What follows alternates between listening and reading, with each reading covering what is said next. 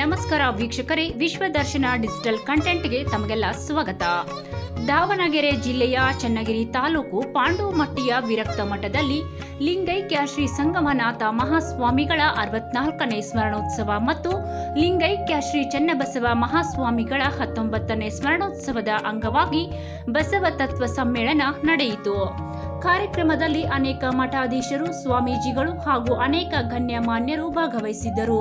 ಕಾರ್ಯಕ್ರಮದಲ್ಲಿ ನಿರ್ಭೀತ ಪತ್ರಿಕೋದ್ಯಮಕ್ಕೆ ಹೆಸರುವಾಸಿಯಾದ ಹಿರಿಯ ಪತ್ರಕರ್ತ, ವಿಶ್ವದರ್ಶನ ಕನ್ನಡ ದಿನಪತ್ರಿಕೆಯ ಸಂಪಾದಕರಾದ ಡಾಕ್ಟರ್ ಎಸ್ ಪಾಟೀಲ್ ರವರಿಗೆ ಸನ್ಮಾನಿಸಿ ಗೌರವಿಸಲಾಯಿತು. ಕಾರ್ಯಕ್ರಮವನ್ನು ಉದ್ದೇಶಿಸಿ ಮಾತನಾಡಿದ ಡಾಕ್ಟರ್ ಎಸ್ ಪಾಟೀಲ್ ರವರು ಬಸವಣ್ಣನವರ ಸಮಾಜದ ಚಿಂತನೆ, ಆಧ್ಯಾತ್ಮದ ಮೂಲಕ ಸಮಾಜಕ್ಕೆ ನೀಡಿದ ಸಂಸ್ಕಾರ, ಅವರ ಸಾಮಾಜಿಕ ಸೇವೆ ನೆನೆದರು. ಪ್ರಸ್ತುತ ದಿನಮಾನಗಳಲ್ಲಿಯೂ ಬಸವಣ್ಣನವರ ವಚನಗಳು ಸದೃಢ ಸಮಾಜದ ನಿರ್ಮಾಣಕ್ಕೆ ಬಹಳ ಅಗತ್ಯ.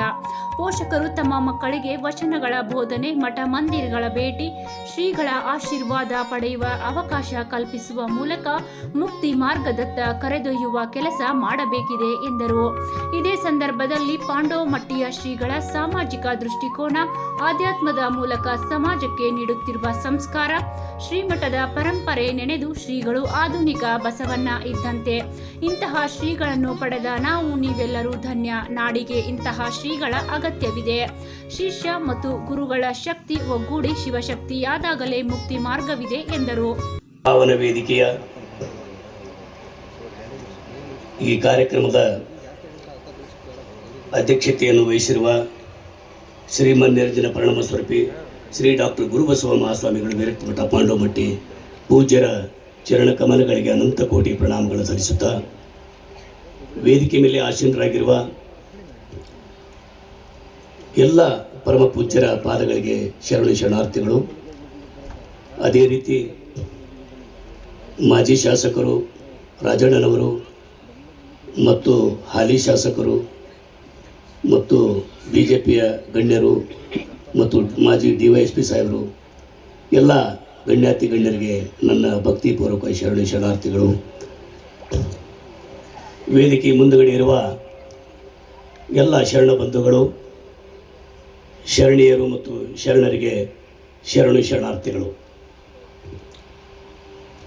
ನಾನು ಬಹಳ ಮಾತಾಡಲಿಕ್ಕೆ ಹೋಗೋದಿಲ್ಲ, ಏಕೆಂದರೆ ಪೂಜ್ಯರಿಗಿಂತ ದೊಡ್ಡವರು ನಾವು ಯಾರೂ ಅಲ್ಲ.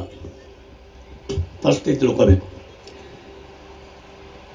ನಾವು ಜಗತ್ತಿನೊಳಗೆ ಮಾನವರಾಗಿ ಹುಟ್ಟಿ ಬಂದ ಮ್ಯಾಗ ಶರಣರನ್ನು ಗೌರವಿಸುವಂಥ ಪ್ರವೃತ್ತಿ ಫಸ್ಟ್ ಕಲ್ಕೋಬೇಕು. ಅಂದಾಗ ಬಸವಣ್ಣನಿಗೆ ತೃಪ್ತಿ ಆಗ್ತದೆ. ಶರಣರನ್ನು, ಕಾವಿಧಾರಿಗಳನ್ನು ಭಕ್ತಿಪೂರ್ವಕವಾಗಿ ನಮಸ್ಕಾರ ಮಾಡಿದ್ರೆ 12ನೇ ಶತಮಾನದಲ್ಲಿ ಬಸವಣ್ಣರಿದ್ರಲ್ಲ, ಇವತ್ತಿಗೂ ಕೂಡ ಅವ್ರನ್ನ ಎಷ್ಟು ಗೌರವಿಸ್ತೀವಲ್ಲ, ಅಷ್ಟೇ ಗೌರವಿಸಿದಂತೆ ಸತ್ಯ, ಅವರನ್ನೇ ನಮಸ್ಕಾರ ಮಾಡಿದಂತೆ ನಮಗೆ ಭಕ್ತಿ ಸಿಗ್ತದೆ, ಪ್ರಾಪ್ತಿ ಆಗ್ತದೆ, ಮುಕ್ತಿ ಸಿಗ್ತದೆ. ಬಸವಣ್ಣ ಜಗತ್ತಿನೊಳಗೆ ನಮಗೇನು ಕೊಟ್ಟೋಗ್ಯಾನ ಹೇಳ್ರಿ? ಎಲ್ಲವನ್ನು ಕೊಟ್ಟಾನ ಬಸವಣ್ಣ.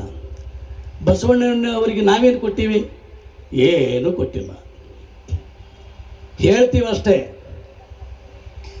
ಆದರೆ ಅವರ ತತ್ವ ಪಾಲನೆ ಮಾಡ್ತಕ್ಕಂಥ ವಿಚಾರದಲ್ಲಿ ನಾವು ಇನ್ನೂ ಹಿನ್ನಡೆ ಸಾಧಿಸ್ತಾ ಇದ್ದೀವಿ.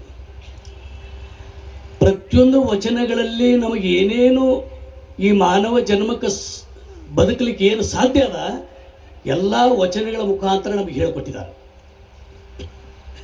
ಸಮಾನತೆ ಕೊಟ್ಟರು, ಜ್ಞಾನ ಕೊಟ್ಟರು, ದಾಸೋಹ ಹೆಂಗೆ ಮಾಡಬೇಕು ಕೊಟ್ಟರು, ಜಾತಿ ರಹಿತವಾದಂಥ ವರ್ಗವನ್ನು ಯಾವ ರೀತಿ ನಾವು ಪರಿಪಾಲನೆ ಮಾಡಬೇಕಂತ ಕೊಟ್ಟರು, ದ್ವೇಷವನ್ನು ಬಿಟ್ಟು ಪ್ರೀತಿಯಿಂದ ಬದುಕಬೇಕಂತಕ್ಕಂಥ ಸಂದೇಶ ಕೊಟ್ಟರು. ಯಾವ ಸಂದೇಶವನ್ನು ನಾವು ಪಾಲನೆ ಮಾಡ್ತಾ ಇದ್ದೀವಿ?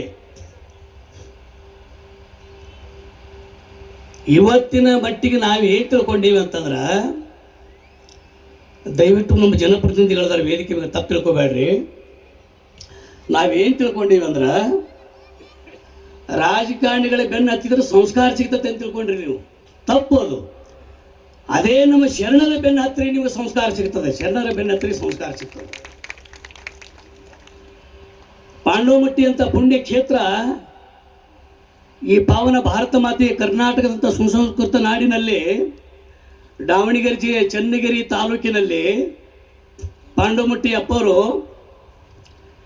ಸಾಕ್ಷಾತ್ ಹೆಂಗೆ ಕಾಣ್ತಾರೆ ನೋಡ್ರಿ, ನೀವು ಭಕ್ತಿಯಿಂದ ನೋಡ್ರಿ ಅವ್ರನ್ನ ಕಂಡು. ನಿಮ್ಮಲ್ಲಿ ಭಕ್ತಿ ಇತ್ತಂದ್ರೆ ಆ ರೂಪ ಅವರಲ್ಲಿ ನಿಮ್ಮಲ್ಲಿ ಕಾಣ್ತದೆ. ಅವ್ರು ಹೆಂಗೆ ಕಾಣ್ತಾರೆ ಅಂತ ನಾ ಹೇಳ್ತೀನಿ. ಯಾಕಂದ್ರೆ ನಾ ಭಕ್ತಿಯಿಂದ ಕಣ್ಣಲ್ಲಿ ಕಣ್ಣಿಟ್ಟು ನೋಡುವ ದೃಷ್ಟಿ ಕರೆಕ್ಟ್ ಇದ್ರೆ ಸಾಕ್ಷಾತ್ ಶಿವನೇ ಕಾಣ್ತಾನೆ. ನೋಡುವ ದೃಷ್ಟಿ ಸರಿ ಇಲ್ಲ ಅಂದರೆ ಮುಂದೆ ಏನೂ ಎಲ್ಲದೂ ಕೆಟ್ಟದೇ ಕಾಣ್ತೈತಿ, ಯಾವುದೂ ಕಾಣಂಗಿಲ್ಲ. ಹಾಗಾಗಿ ಪಾಂಡೋಮಟ್ಟಿ ಅಪ್ಪ ಅವರು 12ನೇ ಶತಮಾನದಲ್ಲಿ ಬಸವಣ್ಣವ್ರು ಬಿಟ್ಟರೆ ಅಂದಿನ ಪ್ರಧಾನಮಂತ್ರಿ ಯಾರಿದ್ರು? ಬಸವಣ್ಣವರಿದ್ರು. ರಾಷ್ಟ್ರಪತಿ ಯಾರಿದ್ರು? ಅಲ್ಲಂಪ್ರಭುಗಳಿದ್ರು. ಪ್ರಧಾನ ಕಾರ್ಯದರ್ಶಿ ಯಾರಿದ್ರು? ಬಹುಶಃ ಇದನ್ನು ಹೇಳಿದರೆ ತಮ್ಗೆ ನೆನಪಿಗೆ ಬರ್ತಿರ್ಬೇಕು, ಚನ್ನಬಸವಣ್ಣನವರು, ಉಳಿವಿ ಚನ್ನಬಸವಣ್ಣನವರು. ಹಾಗೆ ಪಾಂಡೋಮಟ್ಟಿ ಅಪ್ಪವರ ದೃಶ್ಯ, ಅವರ ಒಂದು ಪಾತ್ರ, ಅವರ ಒಂದು ರೂಪ ಚನ್ನಬಸವಣ್ಣವ್ರ ರೂಪ ಕಾಣ್ತಾ ಇದೆ. ಚನ್ನಬಸವಣ್ಣವ್ರ ರೂಪ. ಇವತ್ತು ನೀವೆಲ್ಲ ಭಕ್ತರು ಕೂಡ್ಕೊಂಡಿರಿ. ಕಾರಣ ಏನು? ಅವರ ಶಕ್ತಿಯ ಸ್ವರೂಪ. ಎಲ್ಲಿ ಗುರುವಿನ ಭಕ್ತಿ, ಎಲ್ಲಿ ಬಸವಣ್ಣನ ಶಕ್ತಿ, ಎಲ್ಲಿ ನಮ್ಮೆಲ್ಲ ಭಕ್ತರ ಶಕ್ತಿ ಒಂದಾಗ್ತದಲ್ಲ, ಅಲ್ಲಿ ಶಿವಶಕ್ತಿ ಸ್ವರೂಪ ಇರ್ತತಿ. ಶಿವಶಕ್ತಿಯ ಸ್ವರೂಪ. ಕೇವಲ ಗುರುಗಳಿಂದ ಶಿವಶಕ್ತಿ ಸ್ವರೂಪ ತೋರಿಸ್ಲಿಕ್ಕೆ ಆಗುವುದಿಲ್ಲ. ಗುರುಗಳಿಲ್ಲದೆ ಭಕ್ತರಿಗೆ ಶಿವಶಕ್ತಿ ಸ್ವರೂಪ ತೋರಿಸ್ಲಿಕ್ಕೆ ಆಗುವುದಿಲ್ಲ. ಭಕ್ತರ ಶಕ್ತಿ, ಗುರುವಿನ ಶಕ್ತಿ ಒಂದಾದಾಗ ಶಿವಶಕ್ತಿ ಉತ್ಪತ್ತಿ ಆಗ್ತದೆ.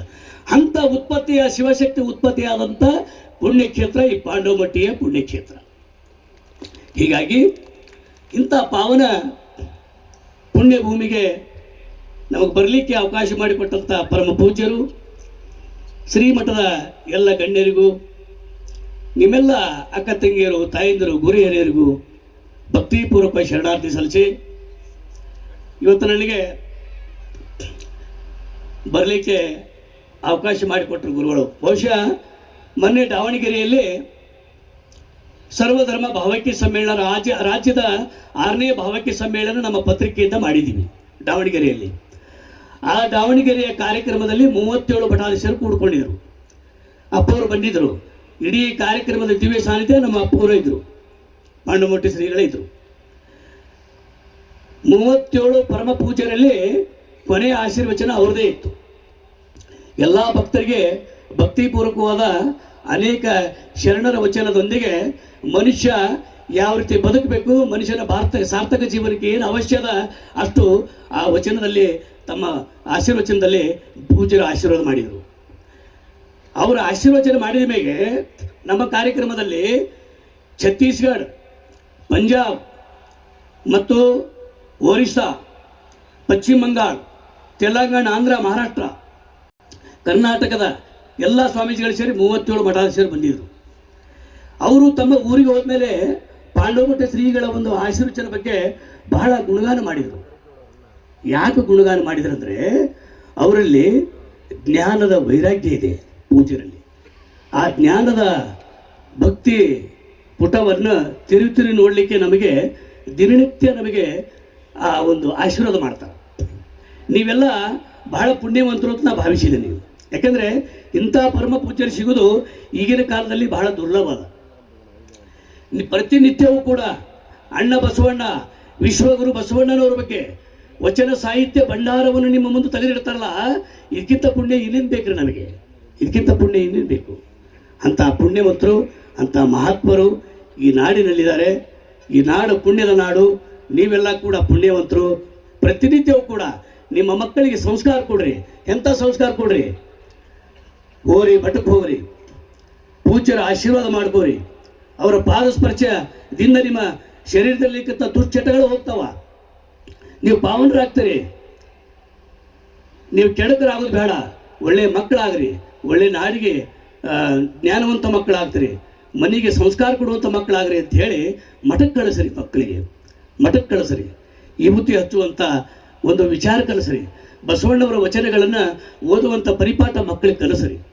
ಈ ರೀತಿ ಹೇಳುತ್ತಾ ಮತ್ತೊಮ್ಮೆ ತಮ್ಮೆಲ್ಲರಿಗೆ ಭಕ್ತಿಪೂರ್ವಕ ಶರಣಾರ್ಥಿ ಸಲ್ಲಿಸಿ ವೇದಿಕೆ ಮೇಲಿರ್ತಕ್ಕಂಥ ಎಲ್ಲ ಗಣ್ಯರಿಗೂ ಮತ್ತು ಪರಮ ಪೂಜ್ಯರಿಗೂ ಮತ್ತೊಮ್ಮೆ ಭಕ್ತಿಪೂರ್ವಕ ಶರಣಾರ್ಥಿ ಸಲ್ಲಿಸಿ ನನ್ನ ಎರಡು ಮಾತಿನ ವಿರಾಮ ನೀಡ್ತಾ ಇದ್ದೀನಿ.